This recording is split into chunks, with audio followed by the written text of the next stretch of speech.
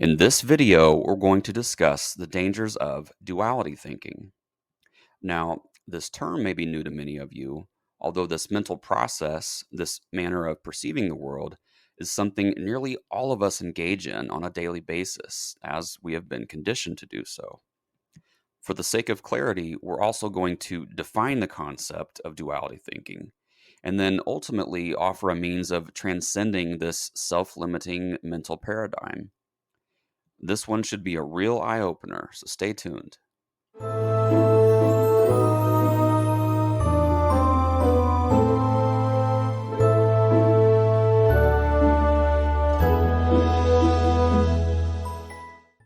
Welcome, everyone. My name is Alan Ray, and this is the Introspective Detective Channel, where we speak and seek the truth, and in so doing, grow personally, evolve spiritually, and level up our consciousness. Now, on to the topic at hand. What is duality thinking? Duality thinking is a polarized perspective in which only two opposing viewpoints are available to us. Duality thinking demands that a situation be judged as either right or wrong, true or false, black or white. We can see the influence of dualistic thought throughout our culture today in examples such as Democrat or Republican, liberal or conservative, socialism versus capitalism, males versus females, fat or skinny. You either believe in the mainstream or you're a conspiracy theorist. You're either for something or you're against it, and so on. The flaw inherent in its design is that duality thinking allows for only one right answer out of two opposing ideas. Duality thinking dictates that we must choose a side and place ourselves in a state of resistance against the opposite group or idea. As a quick side note, we can see the ego's influence here as the ego thrives on having an opponent to combat. By allowing just two opposing choices as the only available answers, duality thinking closes the door on creative alternative solutions and precludes insight from even being a part of the conversation. When we examine the multitude of divisive issues that polarize American society today, as well as many other countries across the globe, we can see duality thinking's influence at play. Left brain, right brain, or duality of man? For example, the media often pits those who support gun control against those who champion the right to bear arms. The unspoken dualistic framing which accompanies this narrative is that we must choose a side. We must determine who is right here and who is wrong. However, if we step back and take a new look at the situation, perhaps the real question here is, what is it about our society that is producing the need for us to have to protect ourselves from our fellow human beings? What about our present systems is causing people to commit violent crimes?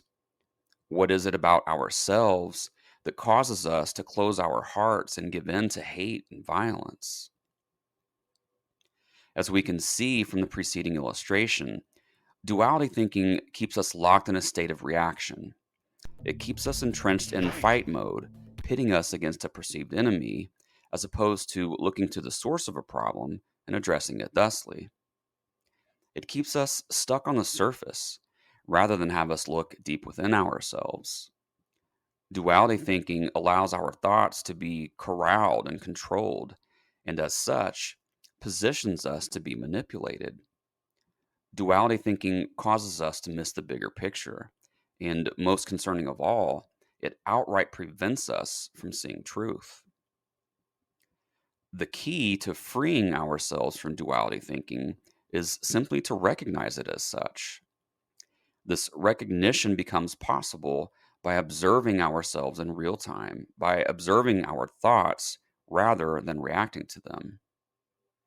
Self-observation leads to self-awareness. And when we're aware of what is going on inside of ourselves, duality thinking will lose its hold. To summarize, Duality thinking, with its either or framing, is divisive by nature. Rather than bring us together to resolve our issues, it pulls us apart and pits us against one another. Duality thinking leads to polarity and allows for only two contrasting principles when, in reality, there are oftentimes multiple creative solutions available to us in any given situation. Duality thinking encourages confrontation rather than cooperation, and that is a path which ultimately leads to a dead end. Together, we can upend duality thinking by identifying it when it arises. We can transcend dualistic thought by not allowing ourselves to be pulled down into the muck and mire we see before us, by being the voice of reason amidst the chaos, the calm amongst the storm. We can overcome duality thinking by stepping outside of its dualistic framing and, rather than seek the answer, pose new questions from a removed vantage point. And we can ultimately undo duality thinking by recognizing it in truth and sharing this profound truth with others.